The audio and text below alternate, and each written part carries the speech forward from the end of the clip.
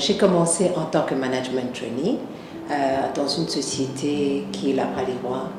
Et donc j'ai dû faire un parcours de 6 mois où j'ai fait une rotation dans différents départements, dont l'audit, la finance, le marketing et la commerciale, jusqu'à ce que je sois à la fin du parcours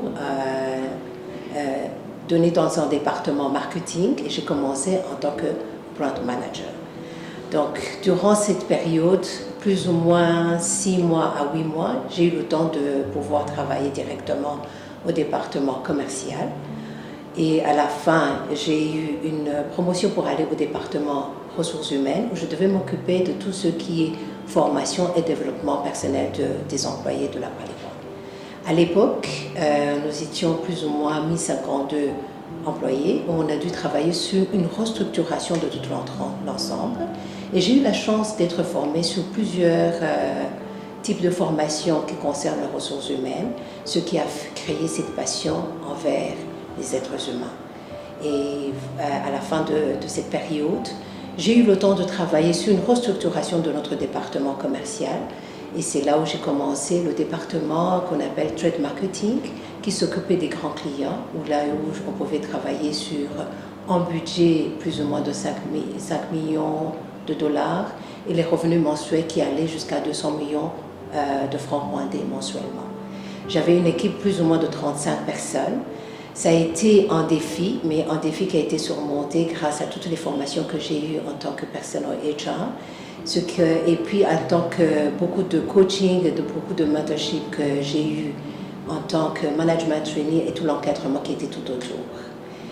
Ma carrière ne s'est pas arrêtée par la Bralirois. J'ai eu le temps de quitter la Bralirois pour aller dans une société pétrolière où j'ai géré toutes les opérations en tant que Operations Manager, où je m'occupais de toute la logistique, toute l'administration et je m'occupais superficiellement parlant des êtres humains parce qu'il y avait quelqu'un d'autre qui s'en occupait.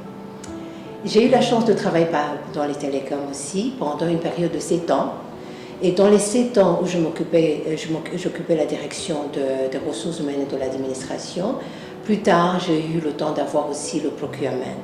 Ça a été un grand défi. Pour vous dire que le parcours n'est pas toujours vertical, où tu as le temps de toucher tous les différents points. En tant que ressources humaines, ça me permet de faire quoi? De comprendre les autres départements, de comprendre mes collègues, de comprendre l'impact que ça a sur toute la société. Tout ce parcours m'a aidé carrément à avoir une bonne expérience et me voilà les 5 dernières années. Je suis dans le secteur bancaire en tant que RH où j'ai pu quand même occuper le poste dans ma carrière antérieure. J'occupais le poste de Head of HR and Corporate Services. Et en tant que Corporate Services, j'avais Procurement and Administration. Et actuellement, je m'occupe des ressources humaines au sein de I&M Bank.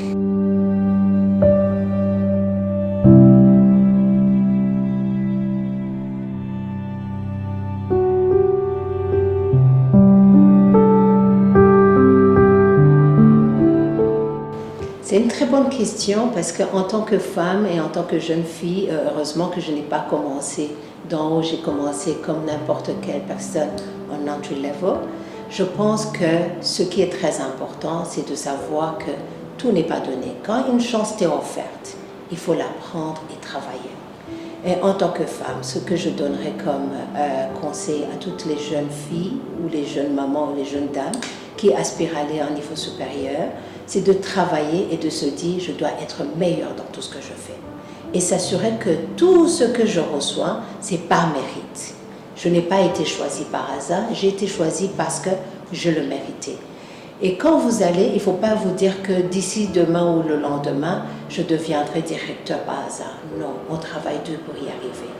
Un des plus grands conseils, continuez à étudier parce que les choses changent, les choses bougent. Ce qu'il y avait il y a 10 ans quand je commençais, ou bien quand je commençais en 1998 ma carrière professionnelle, ce n'est plus la même chose, les choses ont changé. Donc il faut étudier, savoir que maintenant vous alignez avec le marché et deuxièmement, s'impliquer dans le travail de tous les jours.